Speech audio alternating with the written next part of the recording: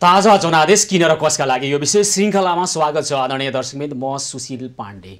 राजनीतिप्रति जनताको ठूला अपेक्षाहरू थिए र विशेष गरी नेपाल कम्युनिस्ट पार्टी नेतृत्वको सरकार जसलाई झन्डै जनताले 2 तिहाई मत दिएका थिए, त्यो सरकारप्रति जनताको ठूलो अपेक्षा थियो। तर त्यो अपेक्षा यतिखेर संसद विघटनसँगै विघटित भएको भन्दै आलोचना भइरहेको छ। पहाड जस्तै अग्ला आकांक्षाको बीचमा राजनीतिक दलहरूले विशेष गरी नेपाल कम्युनिस्ट पार्टीले आफ्नै आन्तरिक किचोलोको कारणले गर्दा त्यही पहाडमा एउटा अँध्यारो सुरुङ खनिदियो संसद विघटनको र त्यसको अनन्त श्रृङ्खलामा देश अहिले अगाडि बढेको छ र कहाँ पुग्छ र यसको गन्तव्य के हो थाहा छैन भन्ने खालका टिप्पणीहरू र निराशाजनक कुराहरू पनि हुन थालेका छन् नेपालको राजनीतिमा। आखिर राजनीति भनेको जनताका निमित्त गर्ने हो भने, राष्ट्रका निमित्त गर्ने हो भने यतिखेरको जुन राष्ट्रिय राजनीतिका दृश्य र परिदृश्यहरूले चाहिँ के भनिरहेका छन् त? जे भइरहेको छ सतहमा त्यो के नेपाली जनता र नेपाली राष्ट्र, नेपाल राष्ट्रको समस्या समाधानका निमित्त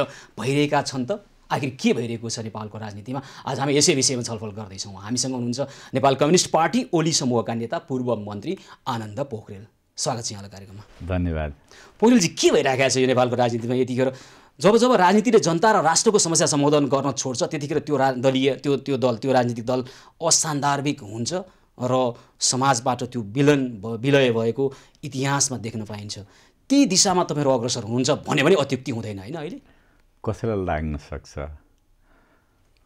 कसैलाई कल्पना नै हुन सक्छ यो यस्तै विलय नै होस्, सतहमा नआइदियोस् भन्ने पनि लाग्न सक्छ। त्यसले टिक्का टिप्पणी हाम्रो पार्टी नेकपा प्रति विभिन्न ढङ्गले विभिन्न कोणबाट टिक्का टिप्पणी उठेका छन्। तपाईले भने जस्तै अहिले मुलुकमा सदन विघटन भएको छ, नयाँ जनादेशको लागि मिति पनि तोकिएको छ। यसो हुँदाखेरि मुलुक सुरुङमा गयो, अँध्यारामा गयो भन्ने जुन खालको विश्लेषण छ, जबकि तपाईँले अघि नै भन्नुभयो राजनीतिक पार्टीभित्र विशेषतः सत्ताधारी दलभित्र आन्तरिक किचोलो भयो, यो सत्य हो। आन्तरिक किचोलो भएको संसारले देखिरहेका छन्। त्यो किचोलो कसरी कहाँबाट भयो त्यो विश्लेषणको विषय हुन्छ, समीक्षाको विषय हुन्छ र त्यो धेरै पटक यही स्टुडियोमा धेरै साथीहरूले आफ्नो आफ्नो मत प्रकट गरिसक्नु भएको छ। म पनि अहिले यहाँ उपस्थित छु। त्यसो भएको कारणले गर्दाखेरि यो अहिलेको परिघटनाले न जनताको अपेक्षालाई तुषारपात गर्छ, न मुलुकको राष्ट्रियताको शुद्धिकरण गर्नको लागि यसले अप्ठ्यारो पार्छ, न सङ्घीय लोकतान्त्रिक गणतन्त्रलाई यसले अप्ठ्यारो पार्छ भन्ने तपाईहरुलाई भ्रम छ। भ्रम होइन, यथार्थ नै यही हो। र कतिले के भनिरहेको छ? राजनीतिक दलको कुरा मैले गरे होइन। तपाईहरुले पछिल्लो समय जे खालका दृष्टान्तहरू प्रस्तुत गरिरहनु भएको छ त्यो सबैको सामुन्ने छ क्या, त्यो पस्किनु भएको छ। त्यसले दिन निस्कने निष्कर्ष भनेको यतिखेर तपाईहरु यस अगाडि पनि प्रश्न त थिए, यतिखेर चाहिँ राष्ट्र र जनताको निमित्त राजनीति गरिरहनु भएको छ कि आफ्नो स्वार्थ र गुटका निमित्त गरिरहनु भएको छ? अनि गुट भन्ने नै हुँदैन। पार्टी हुन्छ, पार्टीको नेतृत्व हुन्छ। त लाइक माइन्डेड मान्छेहरू एक ठाउँ बसेर निर्विवाद रूपमा पार्टी बनाउँछ भने त्यसलाई गुटको बिल्ला भिराउनु हुँदैन। समूह भन्नु पर्यो? समूह भन्नुहोस्, पार्टी भन्नुहोस्, किन समूह भन्नु? पार्टी नै हो नि। समूहको अब नेकपा अहिले कुन पार्टी? तपाईँ ओली समूहमा हुनुहुन्छ। अब नेकपा कुन पार्टी? नेपाल कम्युनिस्ट पार्टी भन्यो भने जनताले, दर्शकले के बुझ्छन् तपाईँलाई? अब कोही समूह मान्छेहरू पार्टी छोडेर अर्को छुट्टै सडकमा बसेर पार्टी गठन गर्छन् भने त्यो होला। न त नेकपा एउटा छ, त्यो नेकपा अहिलेका प्रधानमन्त्री, सम्माननीय प्रधानमन्त्री र पार्टी अध्यक्ष केपी ओलीले नेतृत्व गर्नुपर्छ, त्यही पार्टी हो नेकपा भनेको। अर्को समूह पनि छ? होला, त्यो त समूह त गठन विघटन पुनर्गठन सन्तुष्ट असन्तुष्ट हुन्छ। हामीले बहुदल ल्याएको तपाईँको दलीय राजनीति अथवा तपाईँको दलमा धेरै चिन्ता जनतालाई छ जस्तो हामीलाई पनि लाग्दैन। एउटा दल आउँछ जान्छ, त्यो इतिहासको उसमा भइरहने हो, श्रृङ्खला भइरहन्छ। मुख्य कुरो चाहिँ तपाईँहरूको राजनीतिको सान्दर्भिकता भने के हो? यतिखेर तपाईँहरू केका लागि राजनीति गरिरहनु भएको छ र कसका लागि राजनीति गरिरहनु भएको छ भन्ने कुराको उत्तर चाहिँ तपाईँसँग छ? मसँग छ। हामीले जति बेला चुनाव लड्यौँ, झन्डै 2 तिहाई बहुमत प्राप्त गऱ्यौँ। गठबन्धन बनाएर चुनाव लड्थ्यौँ, पार्टी एकता पनि गऱ्यौँ। आजभन्दा 2 वर्ष अगाडि अथवा 2075 सालमा जुन उत्साह र साथ पार्टी एकता गरेका थियौँ, त्यसलाई एकै ढङ्गले राख्न सकेनौँ। यो सच्चाइ हो। पार्टीभित्र विघटन विग्रह भयो र पार्टीको नेतृत्वमा विशेषतः पार्टीका नेताहरू बिचमा असमझदारी, असहिष्णुता, अराजकता र पलदुलुप्ता र विधिलाई पर्खन नसक्ने, महाधिवेशन पर्खिन नसक्ने, चुनावको आवधिक निर्वाचनको परिणाम स्वीकार गरेर नेतृत्वलाई स्थापित गर्न सक्ने जस्ता खालका कुराकानी भएको कारणले गर्दाखेरि यो दुनियाँमा संसदीय राजनीति पार्टीको समस्याले संसदलाई बलिको बोको बनाउन पाइन्छ। होइन, तपाईँ आउँदैछु म संसार दुईमा पार्टीभित्र अन्तर्कलह र अन्तर्विरोध हुँदाखेरि जहाँसम्म ताजा जनादेशमा जाने अधिकार छ, दुनियाँको प्र्याक्टिस पनि यही हो। अब यो सत्ताधारी पार्टीको जसले 2/3 बहुमत ल्याएको छ त्यसले अगाडि बढ्न पार्टी बिदिनु कसरी कुरो मिल्दैन भने सुन्नु न, पार्टीमा एउटा जीवन्त लोकतान्त्रिक पार्टीमा आन्तरिक किचकलो किचकिच के हुन्छ त्यो हुन सक्छ। त्यो भयो भन्दैमा संसदलाई चाहिँ अहिले शिकार बनाउन पाइन्न, संसदलाई बलेको बोको बनाउन पाइन्न। यदि पार्टीमा समस्या थियो भने त पार्टी फुटाएको भए पनि त हुन्थ्यो। अहिले फुटिराखेको पार्टीलाई फुट्या छैन पनि भन्नुहुन्छ होइन। अनि पार्टीलाई विघटन गर्दा भए त हुन्थ्यो नि, के काम रहेछ त तपाईँहरूको दलको? पार्टीको विघटन तपाईँलाई स्मरण होला, संसदीय दलको नेता हटाउन अविश्वास पर्न आफ्नो प्रक्रिया छन्।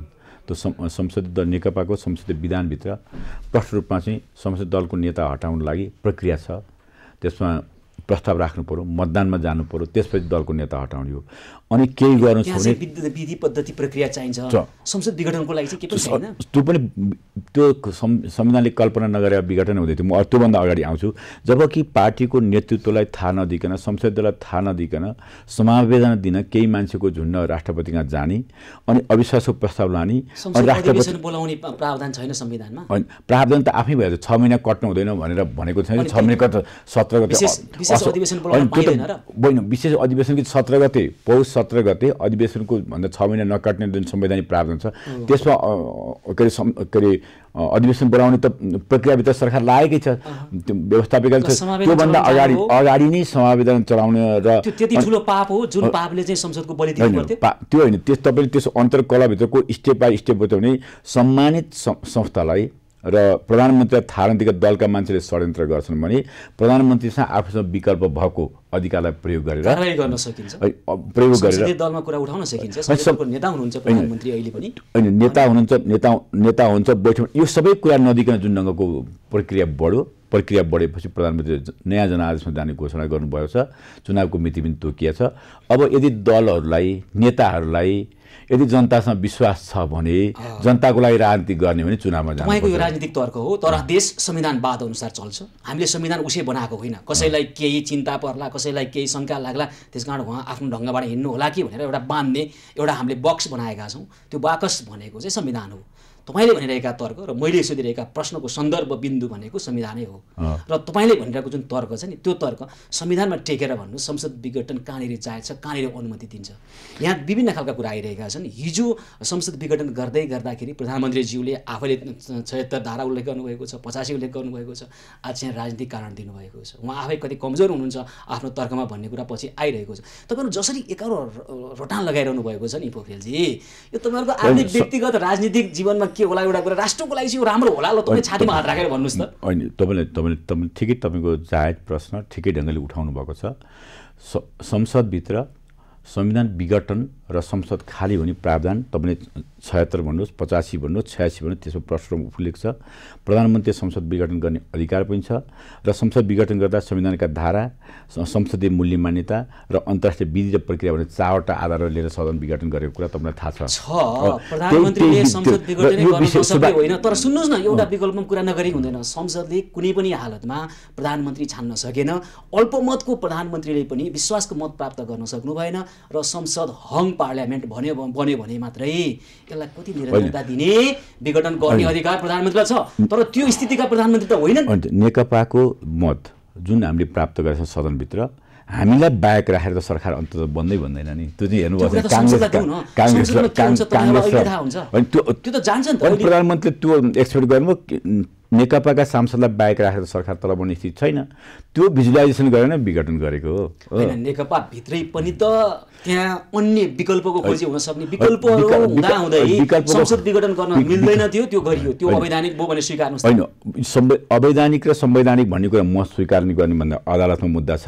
यसमा धेरै बहस गर्न पनि जरुरी छैन। संवैधानिक इजलासमा मुद्दा भएको भने संवैधानिक इजलासले यसको व्याख्या गरेर अदालतले अहिले हामी धेरै भनिरहेका छैनौँ। धेरै बेरसम्म त्यसमा विवाद गरेर अब किनभने संसद विघटन यो मुलुकको राम्रोको लागि भयो अथवा नराम्रोको लागि भयो त्यो संविधान अनुसार थियो कि थिएन तपाईँको दृष्टिकोण त तपाईँ राख्न सक्नुहुन्छ। मैले राखिसकेँ, यो संविधानको आधारभित्रै छ।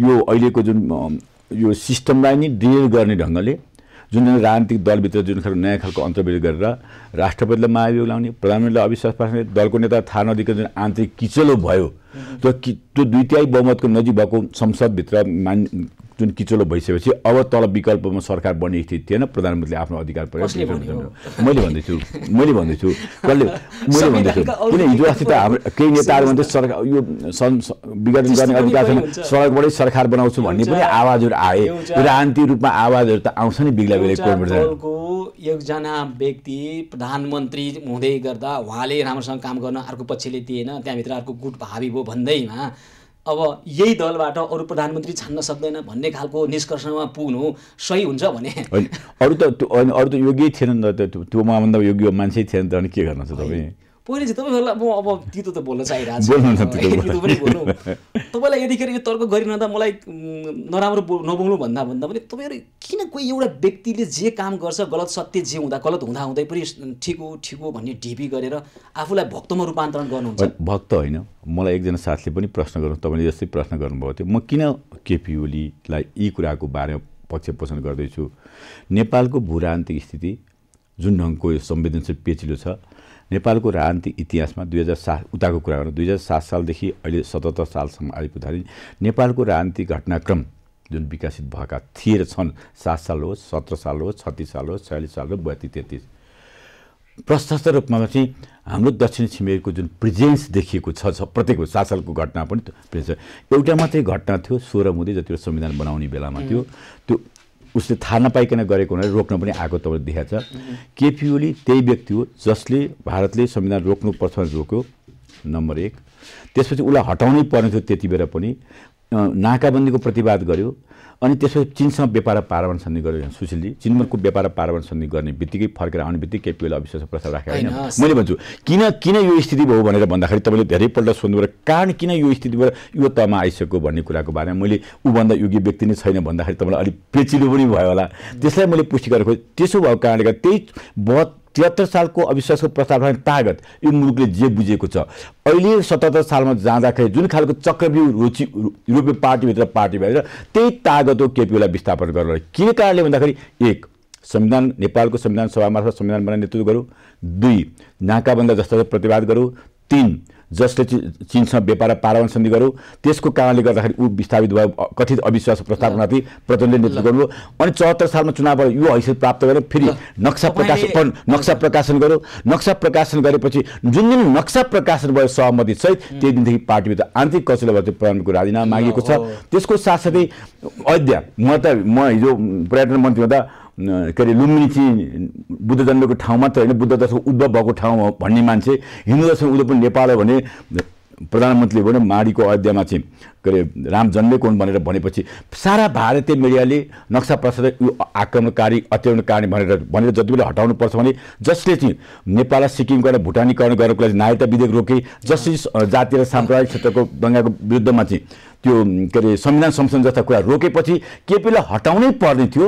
नेपालको राष्ट्र र राष्ट्रियतालाई शुद्धिकरण गर्ने क्रममा राष्ट्रिय आत्मसमर्पणवादको पछि लाग्ने मान्छेहरू जुन ढङ्गले केपी ओलीको विरुद्धमा खनेर एउटा राष्ट्रवादी नेताको छवि बिगारेर मुलुकमा कोही पनि राष्ट्रवादी छैन भने चाहिँ त्यो जुनको अन्तर्राष्ट्रिय चलखेल गर्ने जुन खालको स्थिति भयो, त्यो स्थितिलाई कम्ती अहिलेको लडाइँ भनेको यो सबै कुरा राष्ट्रिय आत्मसमर्पणवादको विरुद्ध राष्ट्रिय स्वाधीनताको पक्षमा गरेको लडाइँ हो। त्यो लडाइँमा राष्ट्रियता जोगाउनलाई गरिएको यो यो तर्कलाई तथ्य मानिदिने हो भने पनि अर्को पक्ष चाहिँ राष्ट्रघाती रहेछ।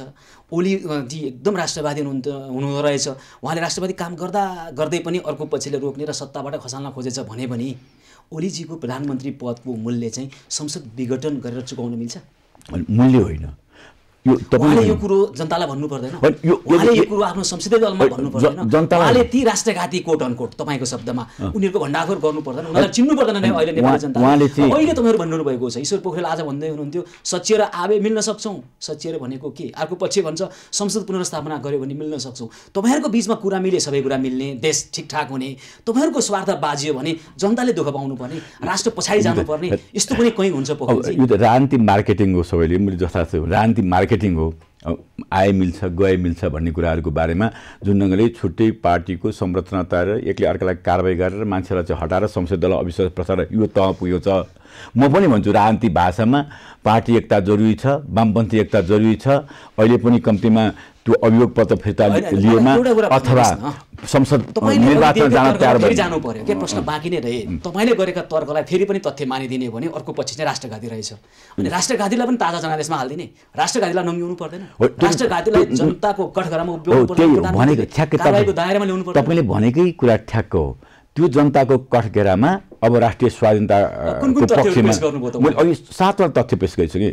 राष्ट्रिय स्वाधीनताको पक्षमा उहाँले गरेको एकदम 7 वटा तथ्यहरू पेश गरिसकेँ मैले। वो यही कसीमा नेपाली जनतालाई बुझाउनु छ को राष्ट्रियताको पक्षमा अखण्डताको पक्षमा सार्वभौमताको पक्षमा। एउटा तथ्य नबिर्स्यौँ, संसद विघटन अगाडि हाम्रो छिमेकी मुलुक भारतबाट भएका श्रृङ्खलाबद्ध उच्च स्तरीय भेटघाट त नबिर्स्यौँ त्यसलाई त हामी। होइन, कूटनैतिक सम्बन्ध भएको मुलुकमा अहिले कूटनैतिक सम्बन्ध त ध्वस्त भएको थिएन। पृष्ठभूमिमा संसद विघटन गरिएको छ, यसमा भारतको हात छ भन्ने खालको आरोप लागिरहेको छ। यो त वाहियात आरोपहरू हो। जसलाई आक्रमणकारी भारतीय सार्वभौमतामा आक्रमण गर्नेलाई सेनाबाट धम्कीबाट हटाउने प्रचार गर्ने, त्यही अनुसार परिचालित गर्ने मान्छेहरूले यो खालको कुरा गर्ने हो भने त्यो नै आफ्नो अपराधलाई ढाक्न लागि गरेको ढाकछोप मात्रै हो।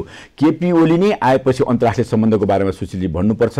अहिले नेपाललाई चीनले नै हेर्नुपर्ने स्थिति छ, भारतले नै हेर्नुपर्ने छ, अमेरिका। त्यो कसको नेतृत्वमा सम्भव भयो? त्यो केपी ओलीका सम्बन्ध। हिजो एकातिर लागेर दास बन्ने कल्चरबाट मुक्त भएर होइन संसारका मुलुकहरूले चाहिँ नेपाललाई हेर्नुपर्ने, नेपालको सम्बन्धलाई सुदृढ गर्नुपर्नेमा आतुर भएको नेपालको सफल कूटनीतिक सम्बन्ध आरोप लाग्ने गरेको छ। लाल दास भन्ने आरोप लाग्ने गरेको छ। दास प्रवृत्ति छ तपाईँहरूलाई, कुरो त लाल गर्नुहुन्छ, लाल सलाम भन्नुहुन्छ, कमरेड भन्नुहुन्छ, तर दास मनोवृत्ति छ। त्यति मात्रै होइन, अहिले जे पार्टी कब्जाको नाममा तपाईँहरूको बिचको द्वन्द्व यदुवंशी लडाइँ भइरहेको छ नि, ताला फोड्ने यो गर्ने लाल मण्डलले भन्न थालेका छन् यहाँहरूलाई। यो लडाइँमा तेस्रो पक्ष आउनु पर्दैन, त्यसकारण मण्डली अथवा गैर मण्डली परिभाषा उपयुक्त होइन। दुई पक्षको बिचमा असमझदारी बनेर धन्न केही हुन्छ। अब कार्यक्रमको अर्को खण्डमा हामी तपाईँहरूको आफ्नो अहिले तपाईँहरूको चिन्ता आफ्नो राजनीतिको छ, आफ्नो गुटको छ, आफ्नो दलको छ। हामीलाई चाहिँ यो राष्ट्रको मलाई यही राष्ट्रको, यही मुलुकको, यही संविधानको राष्ट्र जनताको निमित्त भइरहेको छ। तपाईँसँग थप बहस गर्नेछौँ। ताजा जनादेश किन र कसका लागि यो विशेष श्रृङ्खलामा आज हामीसँग छलफल गर्दै हुनुहुन्छ नेपाल कम्युनिस्ट पार्टी ओली समूहका नेता पूर्व मन्त्री आनन्द पोखरेलजी। अब अहिले चलिरहेको डिस्कोर्स भनेको दुईटा कुरा, एउटा संसद विघटन भइसकेपछि पुनर्स्थापना गर्नुपर्छ भनेर छातीमा हामी यहाँ छौँ भन्ने आन्दोलन, नागरिक समाजहरूको आन्दोलन, अधिकांश मानिसले चाहिँ संसद विघटनको कुरो संवैधानिक भएन, गैर संवैधानिक हो भन्ने खालका तर्क गरिरहेका छन्। र अर्को अब तपाईँहरू चाहिँ ताजा जनादेशमा जानुपर्छ, ताजा जनादेश पनि लोकतन्त्रकै कुरा हो भनिरहनु भएको छ होइन। अब यो दुवै कुरा संसद पुनर्स्थापना भइहाले पनि खासै के हुने हो र? अब एउटा अर्को फुटेको दलले, अलि ठुलो दलले सरकार बनाउला, यसकै निरन्तरता हो। ताजा जनादेशमा जाने भन्ने कुराले चाहिँ फेरि यता संविधानलाई मिच्ने कुरा रह्यो, यसको एउटा नजिर पनि स्थापित हुने भयो। र ताजा जनादेश पनि कसका र किन र कसका लागि यो राष्ट्रको लागि हो त यतिखेर ताजा जनादेश होइन रहेछ नि त, नेपाल कम्युनिस्ट पार्टीको आन्तरिक किचोरोलाई मिलाउनको लागि रहेछ नि त भन्ने कुरा त सपाट ढङ्गले जम्मैले बुझ्ने भए कुरो त यति नै हो होइन? होइन, तपाईँले जनताले बुझेको दुईटा कुरा छ। एउटा यो सरकार जुन जनताले विश्वास गरेर दिए राजनीतिक स्थिरताको लागि र आफ्नै दलभित्र राजनीतिक स्थिरता कायम गर्न नदिएर प्रधानमन्त्रीलाई चाहिँ उसको बन्धक बनाउने, शीर्ष नेताहरूको कथित सचिवालयको बन्धक बनाएर चाहिँ अगाडि चल्न नदिएको। तपाईँलाई बताउँ 534 पटक केपी ओलीले प्रचण्डको बिचमा वार्ता भएको छ यो बेलामा, र गुटको बैठक 250 भन्दा बेसी के अरे उसमा गुटमा खुमलटारमा बैठक भएका छन्। र अर्को पक्ष चाहिँ गुट, अर्को पक्ष चाहिँ त्यो त के अरे वैधानिक अध्यक्षलाई आँखा छलेर उसलाई हटाउन लागि गरिने बैठकलाई गुटको बैठक भन्छन्। त्यो अर्को अध्यक्ष दोस्रो नम्बरको अध्यक्ष हो कि दोस्रो नम्बरको अध्यक्ष हो, साँच्चै भन्ने भने त सहअध्यक्ष हो उहाँ। त्यो अध्यक्ष त हामीले निर्णय गरेर भनिरहेको थियो, उहाँलाई अलिअलि पार्टी मिल्छ कि भनेर उहाँलाई पनि सम्झाइ बुझाइ गर्न गरिएका कुराहरू केका लागि मिल्ने, केका लागि मिलाउने के पार्टी तपाईहरुको भागवण्ड मिलाउनको लागि पार्टी मिलाउने हो, पार्टी मिल्ने फुट्ने भनेको राष्ट्रको लागि हो, जनताको लागि। त्यो ठ्याक्कै भन्नुभयो, राष्ट्रको लागि, जनताको लागि। राष्ट्र र जनताको लागि हामीले भोट मागेका थियौँ, राष्ट्र जनताले भोट लगाएर केपी ओलीलाई त्यो बहुमत उहाँकै ब्यानरमा चुनाव लडेका थियौँ। अब उहाँले भाग बन्न खोजेर कामै गर्न दिने है कथित स्थायी कमिटीको बहुमतनामा अथवा कसैको बहुमतनामा जुन खालको बन्दी संसदलाई पनि बन्दी बनाउने अनाधिकार रूपमा संसदलाई परिचालन गर्ने आह्वान गर्ने गर्दै हुनुहुन्थ्यो सरकारले राम्रो काम गर्दै थियो राष्ट्रवादी छवि भएको सरकारले राम्रो काम गरिरहेको थियो अहिले भन्दै हुनुहुन्छ संसद विघटन कामै गर्न नपाएर गरियो कसरी मिल्छ आफूले तर्क बाजिएको छ क्वेशनको फरक ढङ्गको क्वेशन चाहिँ फरक उत्तर मात्रै बाजिएको होइन तपाईँ भन्नु भएको छ सरकारले राम्रो काम अहिले पनि 3 वर्षमा सरकारले राम्रो काम गर्यो गरेन अहिले पनि त्यतिको प्रतिकूलताको बावजुद पनि जो सरकारले राष्ट्रियतालाई शुद्धिकरण गर्ने क्रममा संविधानलाई कार्यान्वयन गर्ने क्रममा समृद्धिको यात्रामा भौतिक पूर्वाधार निर्माण गर्ने क्रममा निर्माणको क्रममा राम्रो काम एउटा विरोध गर्यो कि संसद अवरोध गर्यो कि हैन नीति तथा कार्यक्रमै असफल बनाउने जस्तो हिजो नेपाली कांग्रेसले गर्यो जस्तो गर्यो कि यतिखेर तपाईकै दलभित्र हैन बजेटकै सिलसिलामा पनि जुन सवालमा पनि प्रश्नहरु त उठे ए बाबा लोकतन्त्रमा प्रश्न उठ्दैन आलोचना हुँदैन अहिले हामीले प्रतिपक्षलाई दोष दिएका छैनौं हामीले त तपाईले अघि नै भनेको थियो पार्टी भित्र भएको किचलो र त्यहाँ भित्र अप्ठ्यारो सिर्जना काम गर्न नदिए बापत भयो भन्ने कुरा काम भयो यसको बावजुद पनि भूकम्प कोरोनाको एउटा कहर भित्र पनि सरकारले जुन स्पिडमा काम गर्यो नि अहिले हो त्यो कुनै अन्तर्राष्ट्रिय रूपमा चाहिँ एउटा सम्पन्न विकसित मुलुकको भन्दा कम गरेको छैन कोरोना नियन्त्रणको सन्दर्भमा होस् कि विकास निर्माण अगाडि लान्छ अहिले भर्खरै कोरोना नियन्त्रण गर्यो सरकारले कोरोनाको नियन्त्रण सृजित भोकमरीलाई सम्बोधन गर्ने प्रयास गर्यो कोरोनाकै कालमा कति भ्रष्टाचारका काण्डहरु भए म भनौं एक एक तथ्य भन्नुस् त ल भन्नुस् त कतौडा भनौं ओम्नी समूहदेखि ओम्नी समूह अम्लोट ठड्याएर भन्छु ओम्नी समूहमा भ्रष्टाचार भयो भ्रष्टाचार गर भनेर उसको चाहिँ 4 करोड रुपैयाँ धरोटी जफत गरिएको छ 38 करोड रुपैयाँ भुक्तानी दिएको छैन अनि त्यहाँ भ्रष्टाचार भयो भने त्यसलाई मैले भने यथार्थ त्यो अहिले राष्ट्रको ढिकुटीबाट सर्वोच्चले के गर्नुपर्छ गर्नुपर्दैन तपाईहरु भन्दै नि अख्तियारले के गर्नुपर्छ गर्नुपर्दैन के हामीले भनेका छैनौं मैले भने तपाईलाई यही मात्रै उत्तर दिन्छु ओम्नी समूहको कोरोनाको बेलामा भनेको चाहिँ ओम्नी समूहले 1 पैसा नेपालको सरकारको ढिकुटीबाट पैसा पाएको छ भने उयो 38 करोडको सामान ल्याएर बिल पैसा सामान सरकारले प्रयोग गर्छ त्यस नेता होइन त्यसो लाग्दाका कारणले सम्बन्धका कारणले एउटा उपकरणहरु ल्याउनका निमित्त ठेकेदारी पाउने नपाउने कुराको तय भएका कुराहरु केही त जसले छानबिनका खेलहरु भएका कमिसनको खेलै छैन जब भुक्तानी नभएका कुरालाई कमिसनको खेल भनेर प्रचार गरेर यो सरकारलाई कमजोर बनाउने जुन खालको खेल गरिन्छ यो पनि षड्यन्त्रको धोतको हो भ्रष्टाचार हुनलाई त कम्ती ढिकुटीबाट पैसा जानुपर्छ लिनदिन भएको हुनुपर्छ उले कि जब कि गल्ती गर्यो ठेकेदारले भनिसक्ने बित्तिकै उले चाहिँ धरोटी जफत गरेछ 38 करोडको भुक्तानी पाएको छैन त्यो स्थिति भएपछि अनि सरकारले भ्रष्टाचार गर्यो कोरोनाको बेलामा भनेर हुन्छ यस्तो अहिले स्वास्थ्य जति बेला हिजो ल्याब थिएन लोकतन्त्रमा एउटा कोरोना भाइरस जाँचको लागि प्रधानमन्त्री अकबरी सुन हो भने उ कसी लगाएर नासिँदैन के आलोचनाबाट कमजोर भयो आलोचना भने कमजोर त्यसमा प्रधानमन्त्रीले काम गर्न पाएन भन्ने तर्कमा तुक छैन नि त बखरेलजी हैन मैले काम गर्न पाएन भने मैले तपाईलाई प्रश्नको सबै देखेको छ फेरि त्यही ठाउँ जान म दोहोर्याउन चाहन्न पार्टी भित्रकै आन्तरिक किचोले पार्टी भित्रै सृजना गरेको समस्यालाई यो तहमा पुग्नु पर्यो यही हो यसमा नेकपा भित्र किचोलो मनाउन नसक्ने व्यक्ति प्रधानमन्त्री त्यसपछि बहुमत प्राप्त छ नि दुई तिहाईको बहुमत प्राप्त विपक्षीहरुको ठाउँमा सरकार बनाउन सक्दैन भन्ने कुरो देखियो र बहुमत प्राप्त प्रधानमन्त्री संविधान विघटन गर्न पाउने अधिकार छ त्यो अधिकार प्रयोग गर्यो यो विषयलाई छोडौं तपाईले ताजा जनादेश म जान्छु ताजा जनादेश किन भन्ने प्रश्नमा पनि गइराखेको छु के तर यहाँ प्रश्न उठिसकेपछि प्रश्न त फेरि तपाईले त्यसको स्पष्ट जवाफ दिनु भएन त्यसकारण मैले सोधिरहेको छु हैन ल ताजा जनादेश तपाईलाई कुरा गर्न इच्छा छ भने पनि तपाईलाई चाहिएको ताजा जनादेश नेपाली जनतालाई यो कोरोनाको कहरको यो खालको आर्थिक मन्दी भइरहेको बेलामा यत्रो आर्थिक भार पर्ने गरी नहुने खालको निर्वाचन वैशाखमा घोषणा गर्दै 1-2 वर्षपछि गर्ने तयारी त होला होइन ढुक्क हुनुस् निर्वाचन के रे 17 र 27 हुन्छ वैशाखको हार्ने निर्वाचन किन गर्दै हुनुहुन्छ तपाईँ हैन जित्नको लागि गर्ने हो हार्ने होइन जनताले जित्ने भन्ने आंकलन छ भ्रम होइन यथार्थ स्थिति मैले यहाँ बोले भोलि तपाईँ यही हुन्छ त मिडियामै काम गर्नुहुन्छ तपाईँ मिडियामा काम गर्दै त आनन्दित तपाईले ठिकै कुरा भन्नुभयो भन्ने हुन्छ यो निर्वाचन हुन्छ निर्वाचन सबै राजनीतिक दलहरू भाग लिन्छन् अनि हाम्रा भगौडा साथीहरू पनि निर्वाचन भाग लिनु भन्ने कामना छ अनि उहाँहरु फेरि निर्वाचनमा जितेर आउँछन् अथवा जितेर नआउने फेरि पार्टीमा आउँछन् उनीहरुलाई केही भागवण्डा दिइन्छ अनि तपाईले अहिले भने हिजोको राष्ट्रघातीहरु त फेरि आउने भए सत्तामा हैन यो बीचमा लामो कोर्समा त रियलाइजेसन पनि त गर्ला नि साथीहरुले रियलाइजेसन पनि गर्ला नि उहाँले गरे अपराध चाहिँ महसुस गरे त्यो त केपीले त्यो गर्नै दिनु भएन नि गर्नै नदिएको कारणले गर्दा नि अर्काको उक्सारमा लागेको अर्काले पाली पोषित गरेका मान्छेले गर्ने कुरा न हो यो किनभने नेपालको पोलिटिक्सभित्र त यी कुरा त सधैँ भइरहेछ। मैले भने भारतको संलग्नताको कुरा मैले गरेँ, कहिलेकाहीँ रोहितको शब्द पनि सापट लिनु मन लाग्छ। यो नेपालमा 72,000 मान्छेहरू चाहिँ पेरोलमा छन् कसैका भनेर भन्छ नि, त्यो पेरोलमा भएका मान्छेले उपक्रम गरे। किन भारतीय सार्वभौमिकता अतिक्रमण गर्ने केपी ओली हो, अनि राम जन्मभूमि अयोध्या भन्दा मरिमरि ती 72,000 मानिसहरू त्यो जो भारतीय खुफिया एजेन्सीको पेरोलमा नेपालमा बसेर उनीहरूको चाकरी गरिरहेका छन्, खुफिया एजेन्सीलाई सहयोग गरिरहेका छन्, सूचना बेचिरहेका छन् र यहाँ सरकार गिराउने खेलहरू खेलिरहेका छन् भने अब खुफिया एजेन्सी लगायत सम्पूर्ण ठाउँमा प्रधानमन्त्रीले आफै प्रत्यक्ष हेर्न थाल्नु भएको छ। फोन ट्यापिङको तपाईँहरू प्रयास गरिरहनु भएको छ। प्रत्येकलाई नङ्ग्याउनुहोस् न नेपाली जनता अगाडि। यो राजनीतिका लागि, राजनीति गर्नको लागि नेपाली समाजको समस्यालाई तपाईँहरू नउचाल्नुहोस् न आनन्दजी। ठिकै भन्नुभयो तपाईँले। अहिले प्रधानमन्त्री त्यही लाइनमा काम गरिरहनु भएको छ जो मुलुकको राष्ट्रिय स्वाधीनताको रक्षाको लागि, र प्रधानमन्त्रीको एउटै मात्रै सपना हो। अहिले फोन ट्यापिङ त के अरे हाम्रो संविधानले दिँदैन, सूचनाको हक छ, कसैको ट्यापिङ भएको छैन। अर्कालाई लागेको होला ट्यापिङ गर्न, पल्केका मान्छे होला, हिजो मन्त्री भएर चाहिँ बाहिर गएका मान्छे लागेर प्रचार गरेका होलान्, त्यो ट्यापिङको कुरा होइन। मैले स्वाभाविक रूपमा चाहिँ कम्तीमा प्रजातन्त्र भनेको व्यथित प्रणाली त होइन, प्रजातन्त्रको एउटा एउटा सिस्टमभित्र रहने, एउटा अनुशासनभित्र रहने, एउटा मर्यादाभित्र राख्ने प्रणाली हो नि। सडकमा बसेर चाहिँ सम्मानित राष्ट्रपतिलाई र प्रधानमन्त्रीलाई नचाहिँदा आरोप लगाएर नाराबाजी गर्ने त यो त डेमोक्रेसी तपाईँ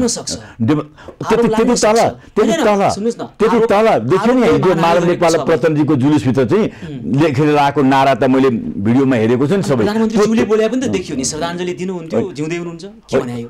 त्यो त तर्कमाथिको तर्क हो। त्यो त केही त्यस्तो त्यो कुराले केही असर पर्छ जस्तो लाग्दैन। मैले तपाईँलाई अर्को तितो बोल्न मन लाग्यो, म हनुमान भन्ने शब्द प्रयोग गर्दिनँ किनभने हनुमान ज्ञान सागर भनिन्छ। मैले अहिले केपी ओलीसँग हनुमान भन्नु भने केपी ओलीको जतिको नेता हो नेपालमा के अरे 7 सालभन्दा यता राष्ट्रको लागि लड्ने मान्छे त के अरे टङ्कप्रसाद आचार्य, कृष्ण विष्ट, मनमोहनले 1950 को सन्धिको लाई पुनर्विचार गर्नुपर्छ अर्को मान्छे। त्यसपछि एकैचोटि त्यो भारतीय क्षेत्रीय प्रभुत्ववाद जो नेपाललाई जहिले पनि पन्जा राख्ने नेहरू र लालबहादुर शास्त्रीको डक्ट्रिनभित्र बसेर चाहिँ उत्तरी सीमालाई चाहिँ आफ्नो सीमाना ठान्ने तागतको विरुद्धमा 5 वर्षभित्रमा जुन ढङ्गले राष्ट्रिय स्वाधीनताको लडाइँमा र सम्मानको स्वाभिमानको लडाइँमा लडेको छ अरू नेताले लडेको छैन। यही नै इतिहास तथ्य।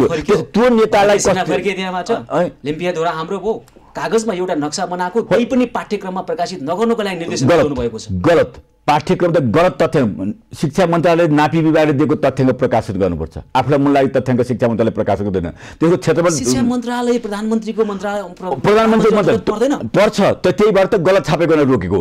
अहिले छापिन्छ नि अब त किनभने आइसक्यो नि त नापी विभागबाट कति क्षेत्रफल भनेर हो 1,48,000 मन्त्रालयले गलत किन छापे तपाईँ त्यही भएर त रोक्यो। गलत छापो गल्ती गरेर भनेर रोकेको के छापे शिक्षा मन्त्रालयले किन जनतालाई भन्ने जनतालाई त्यो जुन त्यो तथ्याङ्क छापे प्राविधिक गल्ती हो। प्राविधिक गल्ती तथ्याङ्क जुन आएको छ हिजो चाहिँ 397 स्क्वायर किलोमिटर थपिन्छ भनेर जुन व्याख्या गरिएको थियो अहिले 800 स्क्वायर 806 अब त शिक्षा मन्त्रालय छाप्यो नापी विभागले दिइसक्यो। नापी विभाग कुन दिन दियो यति केपी ओलीको नक्कली राष्ट्रवाद देखियो भनेर प्रचार गर्नेहरूलाई जुन दिन यो मुलुकमा सैनिक धम्की दिने मकुन्द नरवाने यो मुलुकमा आएको थियो त्यही दिन ऊ दिउँसो आउँदैथ्यो 10 बजे त्यसको 8 बजे चाहिँ नापी विभागले क्षेत्रफल प्रकाशन गर्यो हो। यी तथ्यलाई त बिर्सनु हुँदैन नि मान्छेले। अनि जे लाग्यो जे मन लाग्यो भनेर अनि एउटा राष्ट्रवादी छवि भएको देशभक्तिपूर्ण मान्छेलाई चाहिँ बदनाम गरेर चाहिँ नेपालमा कोही पनि देशभक्तपूर्ण मान्छे छैन भनेर प्रचार गर्ने कोही नेता छैन प्रचार गर्दै मुलुकको स्वाभिमानलाई कमजोर गराउनको लागि प्रचार गर्ने मान्छे कति दिन सहन्छ मान्छेले?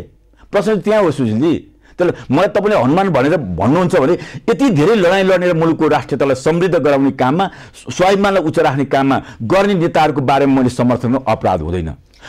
विरोध गर्छ देशमा कोही राष्ट्रिय स्वाधीनताको लागि लड्यो कोही राष्ट्रको लागि योगदान गर्यो भने त्यसले संविधान मिचे पनि हामीले माफी दिनु पर्छ। तपाईँ संविधान मैले संसदमा रिस्पेक्टले संविधान मिचेको छ भने मुद्दा अदालतमा छ उसले फैसला गर्ला। म त्यति धेरै बेर जान्दिनँ। प्रधानमन्त्रीज्यूले गरिरहनु भएको छ त अब यो संविधानको यो संसद पुनर्स्थापना हुँदैन भन्नु भएको। मैले पनि भन्छु पोलिटिकली मैले पनि भन्छु तपाईँको अगाडि यो संसद पुनर्स्थापनाको कुनै सम्भावना छैन।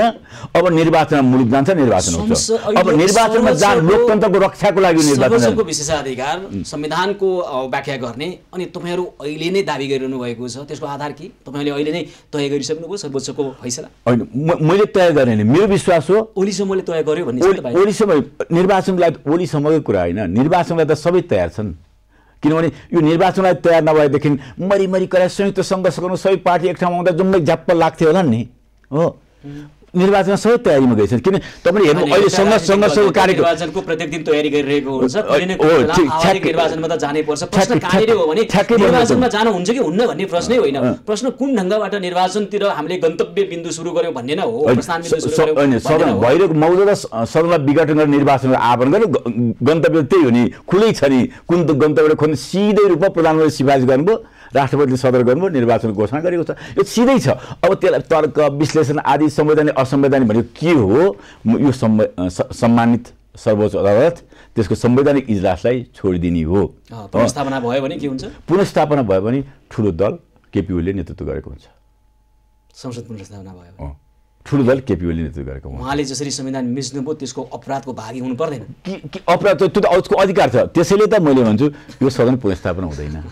ताजा जनादेश किन र कसका लागि यो विशेष श्रृङ्खलामा आज हामीसँग कुराकानी गर्दै हुनुहुन्छ नेपाल कम्युनिस्ट पार्टी ओली समूहका नेता पूर्व मन्त्री आनन्द पोखरेल र आनन्दजी अब तपाईसँग हामी कुराकानी प्रत्यक्ष गरिरहेका छौँ थुप्रै दर्शकहरूले हामीलाई टेलिफोन पनि गरिरहनु भएको छ मलाई पनि थुप्रै टेलिफोन आयो होइन यो बीचमा ब्रेकको बीचमा अब थुप्रै प्रश्नहरूमध्ये भर्खरै एकजना दर्शकले फोन गरेर महाकाली सन्धिमा ओलीजीले जसरी डाँट्नुभयो तपाईँ अघि राष्ट्रवादको कुराकानी गर्दै हुनुहुन्थ्यो महाकाली सन्धिमा जसरी डाँट्नुभयो तत्कालीन तपाईँहरूको पार्टीभित्र जे जस्ता काण्डहरू घटे होटल समिट होटल काण्ड यहाँलाई स्मरणै होला होइन यस्ताहरू काण्डहरू घटे र जसरी ढाँटको अहिले पर्दाफास भइरहेको छ यो पृष्ठभूमिमा यहाँहरू अझै पनि राष्ट्रवादको एउटा जामा पहिराइदिउँ अनि त्यो राजनीतिमा फाइदा हुन्छ भन्ने खालको चलखेलमा हुनुहुन्छ यहाँहरू होइन अब यसमा के उहाँले किताब छापेको कुरा पनि गर्नुभएको छ मैले पनि सुन्दै जस्तो लाग्छ र महाकाली सन्धि गर्दाखेरि नेकपाको फर्स्ट तत्काल नेकपा एमालेको फर्स्ट नेता माधव कुमार नेपालजी नै हो उहाँको चलखेल हामीले बिर्सेका छैनौँ केपी ओली पनि त्यति बेला नेतै भएको नाताले त्यसमा उहाँको चाहिँ जिम्मेवारी छैन भन्ने कुरा होइन महाकाली सन्धिमा जुन खालको सन्धि गरेर अगाडि आएको छ नेपालमा विगतमा भएका कोशी गण्डक सम्झौताभन्दा प्रगतिशील सम्झौता थियो र सिमाना नदी कायम गरेर पानी आधा आधाको कल्चरलाई स्थापना गरेको त्यो थियो यद्यपि महाकाली सन्धिमा गरेको सम्झौता अनुसार भारतले जे कमिटमेन्ट गरेको थियो त्यो पुरा गरेन त्यसमा जुन पानी आधा आधा हुन सकेन हामीले जुन खालको दाबी गर्नु पर्थ्यो तपाईँ अहिले जुन खालको राष्ट्रवादको छवि निर्माण गर्ने प्रक्रियामा हुनुहुन्छ केपी ओलीजीको ठिक छ उहाँले गरेका राम्रा काममा हामी पूर्वाग्रही किन हुनु परेको छ र हुँदैनौँ तर उहाँले गरेका गल्तीलाई चाहिँ गलत हो भन्ने हिम्मत तपाईँहरूसँग किन भएन भन्ने मात्रै प्रश्न र चिन्ताको विषय चाहिँ त्यता हो नि पोखरेलजी गलत भएको कुरालाई गलत भन्ने महाकाली सन्धि गलत हो भन्नुहोस् त महाकाली सन्धि आम रूपमा गलत ओलीजीको त्यतिखेरको कर्म गलत हो त्यो छैन अहिले पनि केपी ओलीले प्रष्ट रूपमा महाकाली सन्धिमा गलत भएको छैन आम रूपमा डिफेन्स गरिरहनु भएको छ र मैले पनि त्यति बेला महाकाली सन्धिको राष्ट्रको लागि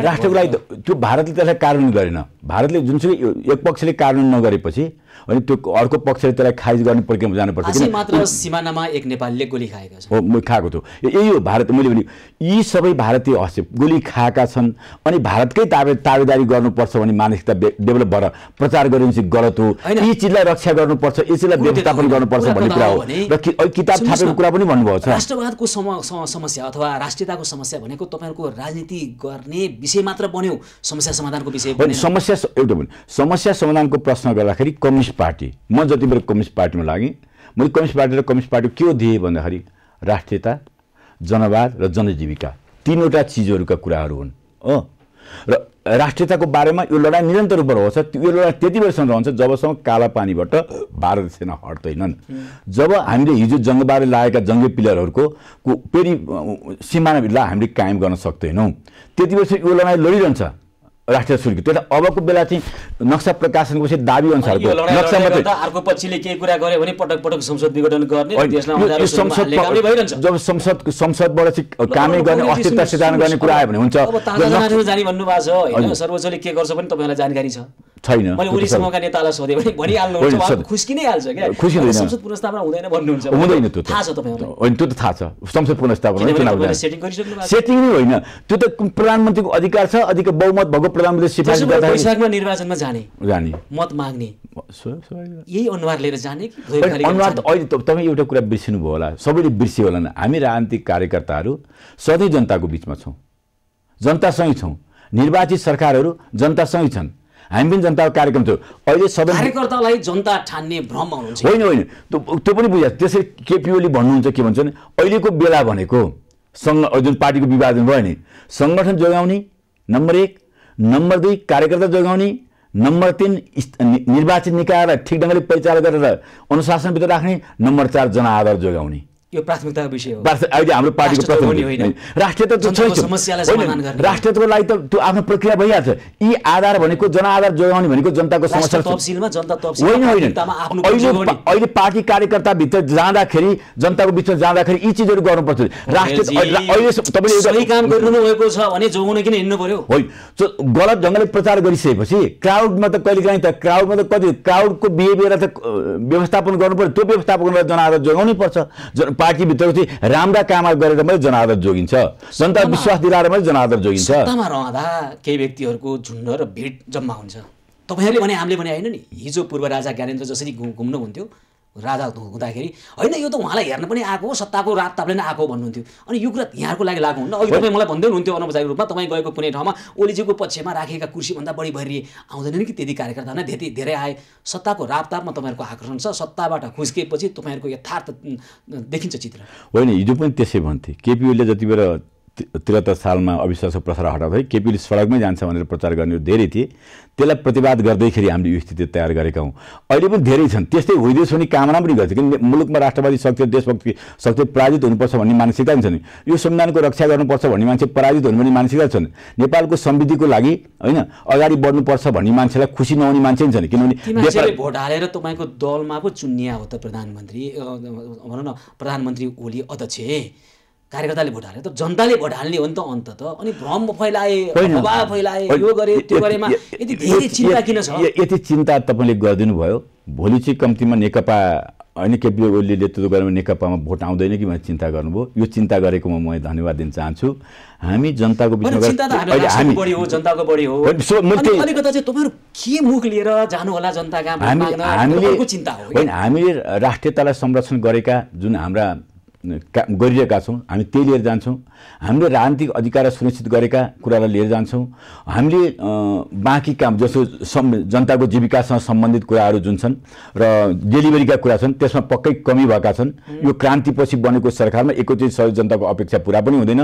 म तपाईँलाई अनुरोध गर्न चाहन्छु, चीनले 1949 सालमा क्रान्ति सम्पन्न गरेर अहिलेको 70 वर्षपछि गरिबी निवारण गर्दैछ। गरिबी निवारण गर्ने तर्फ 70 वर्ष नेपाल हामीले भनेका छौँ हाम्रो पञ्चवर्षीय योजना छ अब सन् 2030 सम्ममा अबको 10 वर्षपछि। ठिक छ, तपाईँको घोषणापत्रले हेरेका छौँ हामीले। अहिले धेरै कुरा तपाईँलाई भन्दा बढी हामीलाई जानकारी छ किनकि हामी त्यो बढी हेर्छौँ होइन। तपाईँको तर्कअनुसार काम गर्न दिएन, त्यस कारण किचलो भयो, संसद विघटन गरियो। अब भोलि निर्वाचन गर्न एउटा नदिएर होइन प्रतिपक्षी दलको आफ्नै अब च्याखेदाउ छ, उनीहरूको पनि अरू पनि छन्। राजावादीहरूको फेरि आफ्नै खालको उत्साह देखिन्छ सडकमा। यी सबै देखियो भने चुनाव गर्न दिएनन् अनि सङ्कटकाल लगाउने होला होइन। त्यसपछि त्योभन्दा अगाडि बढ्न दिएन अनि अर्को खालको संविधानका एउटा प्रावधानमा टेकेर अर्को खालको छलाङ हालिदिने होला होइन त। यसरी बढ्ने हो है नेपालको राजनीति? बढ्दैन। तपाईँलाई के आग्रह गर्छु भने यो सडकमा राजावादी आउने आधार तयार गरे पनि हाम्रै तत्कालीन हाम्रै नेकपाका नेताहरू हुन् जसले प्रधानमन्त्री र उसको बारेमा आलोचना गरे। जबकि प्रधानमन्त्री संयुक्त राष्ट्रमा बोल्दै हुनुहुन्थ्यो, हाम्रै पार्टीका नेता माधव कौडेलले कोही माझी आऊ देश बचाऊ भनेर बोले हो। किनभने आफ्नै नेतृत्वप्रति अविश्वास क्रिएसन गर्न लागे। कुनै दिन एक दिन पनि समृद्ध नेपाल सुखी नेपालीको बोली त्यति शक्तिशाली रहेछ। कोही माझी आऊ देश बचाऊ भन्ने शक्तिशाली एउटा राजावादीहरूको त्यत्रो उत्साहजनक खालको हेर्छन् पार्टीभित्रको। अहिले त पार्टीभित्रको त मुलुकको हामीले जुन कालापानीबाट भारतीय सेना हटाउने मात्रै त्यो पार्टीभित्र एकता चाहिन्थ्यो, दलभित्रको एकता चाहिन्थ्यो, राष्ट्र एकता हुनु पर्थ्यो, त्यसपछि हटाउने कुरा हो नि। यी सबैलाई छोडेर विभाजन दिन्छु भनेर जनतालाई दिएका जुन खालको प्रतिबद्धता पुरा गर्न नसकेको कारणले गर्दा बरु यो सयौँ राजाहरूलाई पाल्नुभन्दा त्यही ठिक रहेछ भन्ने खालको बाध्यात्मक परिस्थितिको निर्माण भइराखेको छ भन्ने कोणबाट नसोच्ने? त्यो नै होइन। हामीले संविधान बनाएको छौँ, संहितालाई हामीले आत्मसात गरेका छौँ र त्यो हिजो हामीले संविधान बनाउँदा र संहितालाई आत्मसात गर्दाखेरि यही परिपाटी यही खालको निर्वाचन आकलन गरेका थियौँ। त्यसको स्वयं राजा होइन, जनताबाट निर्वाचित जनप्रतिनिधि त्यहाँ शासन गर्दैछन्। यो स्वयं राजा हुँदैनन्। यो स्वयं राजा भनेर प्रचार गर्ने मान्छेहरू चाहिँ यो संहिता र लोकतन्त्रको विरोधीहरू हुन्। त्यस कारण त्यतातिर हामी सजग हुनुपर्छ। त्यसको रक्षा जहाँसम्म तपाईँको चिन्ता छ यो चुनाव वैशाखमा भएन भने अरू के हुन्छ, कोही मान्छे मान्दैन भन्दाखेरि नेपालका लोकतान्त्रिक शक्तिहरू र अब अहिले नयाँ जनआदेश 3 वर्ष पुगेको छ। 3 वर्षमा नयाँ जनआदेशमा जानको लागि कोही हिचकिचा हुँदैन। सबै राजनीतिक शक्तिहरू भाग लिन्छन्, चुनाव हुनेछ र त्यो वैशाखमै हुन्छ, ढुक्क भएर बस्दा हुन्छ। म सबै राजनीतिक दलहरूलाई आग्रह र अनुरोध गर्न चाहन्छु, अब सडक आन्दोलन छोड्नुहोस् र निर्वाचनको सहभागी भएर जानुहोस्, मुलुकलाई एकताबद्ध गरौँ र भोलि जनताको सर्वोच्चमा विचाराधीन एउटा मुद्दामा तपाईँ यसरी ढुक्कले बोलिरहनु भएको छ नि, यसको आधार के भनेर अघिदेखि बुझ्ने प्रयास गरिरहेको छु कि होइन। आधार होइन, सर्वोच्चले त भोलि पुनर्स्थापना गर्न सक्छ। पुनर्स्थापना त्यो तपस्याको कुरा हो, गर्छ गर्दैन उसको कुरा हो। मैले सर्वोच्चलाई सम्मान टेरिन्न होइन, उसले सर्वोच्चले गर्यो भने त त्यो हामी कानुन हिजो तपाईँले के एउटा कुरा थाहा भने हिजो संविधान निर्माण गर्ने क्रममा हामी न्यायालयको स्वतन्त्रता र सार्वभौमिकताको बारेमा बहस छलफल गरेर न्यायालयलाई व्यवस्थापिकाभन्दा फरक राख्ने मान्छे हामी हौँ। केही मान्छेहरू न्यायालयलाई नै व्यवस्थापिका भित्र राख्नुपर्छ भने नियुक्ति गरेर बलको दरबारमा बोलाएर कृतज्ञता जाहेर गर्न लगाएको नि तपाईँहरू नै हो। यो यी तपसिलका कुराहरूको बारेमा काहीँ कमी कमजोरी भएछ इतिहास भने त्यसलाई सच्याएर जानुपर्छ। संविधान सभाकै लोगो, संविधान सभा सदस्यको लोगो लगाइराख्नु भएको छ, मैले तपाईँको छातीमा देखेँ होइन। उनी हिजो संविधान निर्माण गर्दै गर्दा के भने अनि बेला बेलामा अविश्वासको प्रस्ताव ल्याउने, कामै गर्न नदिने, त्यसकारण अविश्वासको प्रस्ताव 2 वर्षमा ल्याउन नदिने खालको प्रावधान राखौँ। अर्को चाहिँ प्रधानमन्त्रीको सनकको भरमा संसद विघटन गरिदिने कुन खालको प्रवृत्ति योभन्दा अगाडि देखियो र 2059 सालमा तत्कालीन प्रधानमन्त्री शेरबहादुर देउबाजीले जुन विघटन गरिसकेपछिको एउटा कोर्समा लामो एउटा नेपाली समाजले मूल्य चुकाएर फेरि पुनर्स्थापना गर्नुभयो त्यो संसदलाई। त्यो सबै कुराबाट सिकेर त्यतिखेर तपाईँहरूले बहस गरेको र त्यतिखेर पनि हामीले टेलिभिजनमा तपाईँहरूलाई बोलाएर सोध्ने गरेका थियौँ होइन, सुधार्यौँ यो पक्ष चाहिँ हामीले सुधार्यौँ, संसद विघटन गर्ने प्रधानमन्त्रीको अधिकार छैन, त्यो प्रावधानै छैन भनेर त्यतिखेर तपाईँहरू भन्दै हुनुहुन्थ्यो। यतिखेर आफ्ना गुडका नेताले गरिसकेपछि बाध्य भएर लतारिएर तपाईँहरू यसको विरुद्धमा तर्क गरिरहनु भएको छ। हामीले कसरी पचाउने हो नेपाली समाजले? होइन, नेपाली समाजले पचाइसकेका छ। अब रेसिड्यू मात्रै बाँकी छ, यसो कुना कम्समा रेसिड्यू तपाईँले भनेका कुराहरू के भन्दैन त्यो अहिले जुन संसदमा जुन खालको आन्तरिक पार्टीभित्रको आन्तरिक किचोले जुन खालको दियो त्यसले राजनीतिक रूपमा अस्थिरता, पार्लियामेन्टरी पनि अस्थिरता र मुलुकमा एउटा अस्थिरता र सङ्कटमा जाने र यो संसदीय व्यवस्था ढिलो हुने खालको स्थिति भएको कारणले गर्दा यो बाध्यात्मक कदम हो। बाध्यात्मक कदम प्रधानमन्त्रीले चालेपछि अब निर्वाचनले स्थिरता ल्याउँछ, नयाँ जनादेश नजिर बन्दैन। तपाईँले भने यदि भइहाल्यो भने पनि यो संविधानले जुन प्रावधान नभएको प्रावधानलाई टेकेर निर्वाचनमा जाने, संसद विघटन गर्ने नजिर स्थापित हुँदैन, यो आफैमा भने के तर्क गरिरहेको छ? अदालतले फैसला, सर्वोच्च अदालतले उसको संवैधानिक इजलासले फैसला गरेको नजिरै बन्छ, त्यो सही कुरा गर्नु। अब पोखरेलजी त्यसो भए राष्ट्र जनता फेरि एकचोटि हार्दैछन्, सत्य हो? होइन, अब फेरि नयाँ ढङ्गले जित्दैछन्। तपाईँले जित्नु होला, केही मत ल्याएर जित्नु नै विजय होइन नि त। राष्ट्र जनता जित्ने गरी केन्द्रित हुनुपर्यो भन्ने हाम्रो विचार हो कि। ठिक छ, तपाईँले तर्क राख्न पाउनुहुन्छ, प्रश्न सोध्न चाहनुहुन्छ। हामीले जुन घोषणापत्रमा चुनाव लडेका थियौँ, हिजो जुन मत प्राप्त गरेका थियौँ, त्यो काम पुरा गर्नको लागि फेरि पनि नयाँ जनादेश हामी सन् 2030मा मध्यम स्तरको आयस्थ मुलुक बनाउने र विक्रमसम्म 2000 भित्र चाहिँ यो मुलुकलाई गरिब रहित बनाउने जुन हाम्रो सङ्कल्प छ, त्यो सङ्कल्प पुरा गर्नको लागि जनादेश चाहिएको छ, नयाँ जनादेश चाहिएको छ। यो जनादेशले जति दिएको थियो 3 वर्षभित्र चाहिँ तपाईँहरूले उल्लेख गरेको घोषणापत्रमा भएका कामहरू के गर्नुभयो भनेर प्रश्नको उत्तर सोध्ने हो भने केही पनि थाहा छैन। मलाई थाहा छ, 186वटा राम्रा काम गरेका छौँ यो अवधिमा हो।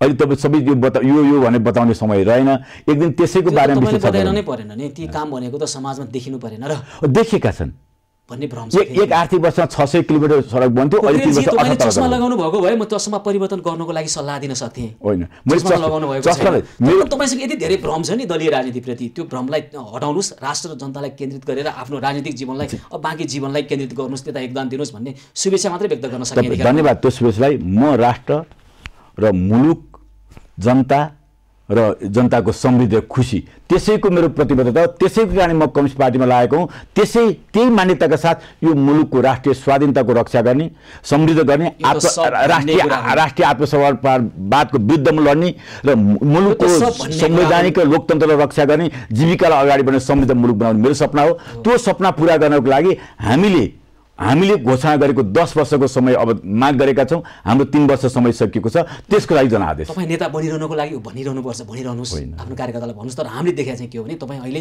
ओलीजीलाई टाउकोमा राखेर हिँडिरहनु भएको छ, अर्को पक्ष प्रचण्ड माधवजीलाई टाउकोमा राखेर हिँडिरहनु भएको छ। उहाँले जे भन्नुहुन्छ सही हो, भिडबाट हाम्फालासँग लागिसक्नुभयो, बढौँ केबी कमरेड, बढौँ, हामी छौँ नि भन्नुहुन्छ। र एकजना व्यक्ति भिडबाट खस्दा केही हुन्न थियो होला, एउटा दल खसे पनि हुन्न थियो होला।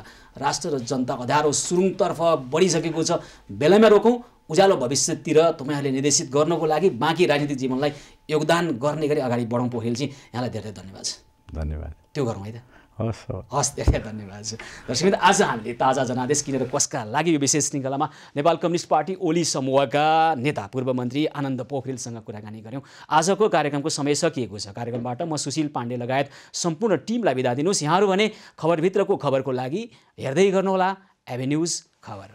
हस्त, नमस्कार।